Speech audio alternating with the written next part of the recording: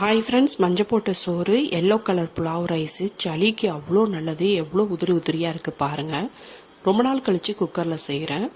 நல்லெண்ணெய் கொஞ்சமாக நெய் நிறையா சேர்த்து சூடேறினதும் 2 பட்டை துண்டு, 2 கிராம்பு, 2 ஏலக்காய் பொரிய விட்டு நீல வாக்கில் கட் பண்ண 2 பல்லாரி வெங்காயம், 2 பச்சை மிளகாய் சேர்த்து நல்லா வெங்காயம் செவக்க வதக்குறேன்.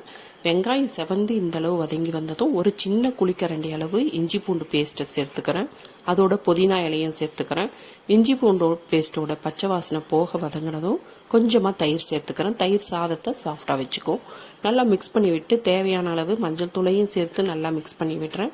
இந்த டைமில் 1 டம்ளர் அரிசிக்கு 2 டம்ளர் தண்ணி வீதம் சேர்த்து தண்ணி கொதி வந்ததும் 2 மணி நேரம் ஊறின வீட்டில் சாதம் அடிக்கிற அரிசி தான், அந்த அரிசியும் சேர்த்துட்டு தேவையான அளவு உப்பையும் சேர்த்துட்டு மூடி வச்சு விசிலையும் விட்டுறேன்.